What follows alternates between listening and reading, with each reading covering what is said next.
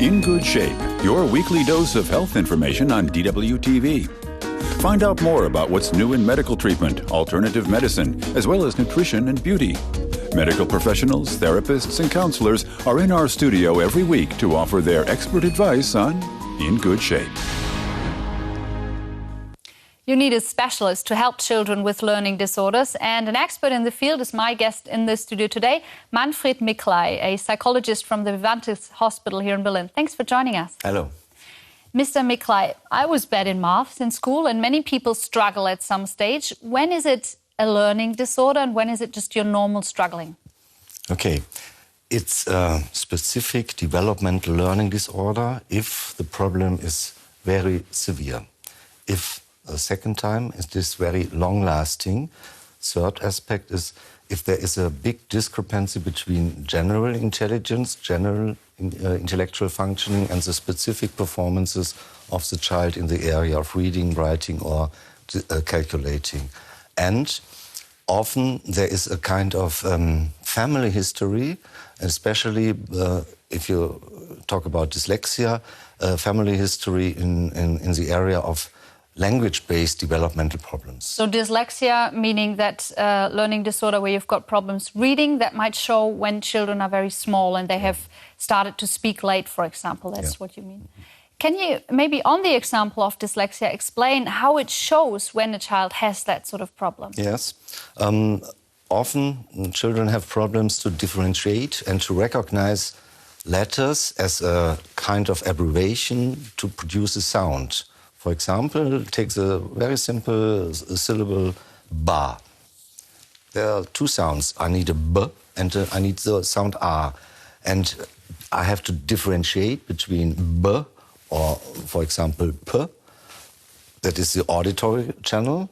Or if you see it in a written form, I can turn it around, and I have the problem to see a D, so I produce a sound D.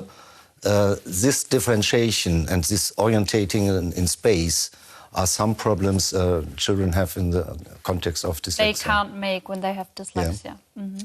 So if you feel that your child might have that sort of problem when it starts school, how long should you just wait and see, and when should you get your child checked out? Yeah. In a normal way, I would say wait until the mid or the end of the second grade.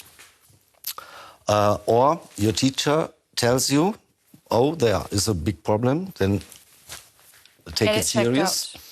Or if you have in your family this history or former times language-based problems, don't wait so long. What you said before about the child not being able to differentiate between B and D, it sounds as if it's a problem in the brain, a neurological problem. Yeah. What do we know about the causes for learning disorders? They are, most part genetically based. They have a neurobiological or neuropsychological background, especially in auditory visual processing, some problems in working or short-term memory, and in long-term retrieval and the access to stored material. Mr. Mickley, what's important when it comes to treating children with learning disorders? Okay, I think the very first step is a good differentiated and individual diagnosis of the child.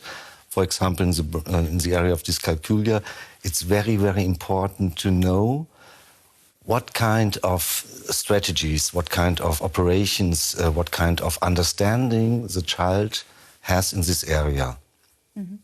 And then I guess it needs a specialist to train with the child. Yes. As a parent, is it a good idea to tutor and practice and practice and practice the same stuff over again?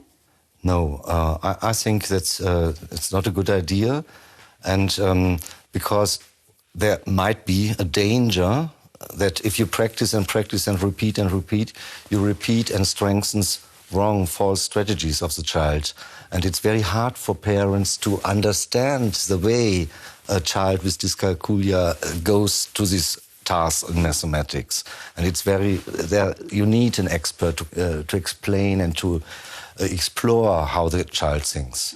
With strategies, you mean that maybe the child has found a way to Yes. go around their around their most, problems. The most important strategy, and it's a very problematic strategy, is to not to calculate but to count. If I see a task and I start counting, I don't start calculating. That's a very important aspect. We've had a viewer writing to us, well, many viewers actually, but Margot Brachholz from Chile would like to know if children can actually overcome their learning disorders. Yes, they can, but it depends on the severeness and the long-lasting time this disorder is there. And in the area of dyscalculia, there are better chances than in the area of dyslexia. Okay, and what can you do as a parent to support your child with a learning disorder? Tutoring a lot doesn't help, we heard, but apart from that... Stop it or reduce it, and look at your child as your child and not as a dyscalculic or dyslexic child. Look where your child has talents, what can he do very well, and use the time in this area and not so much in the area of deficits. So encourage the sort of strong sides or the talents of the side. And look at the relationship between parent and child. That's the most important thing, I think. Okay, well, thank you very much for being our guest today. Thanks for your time. Okay.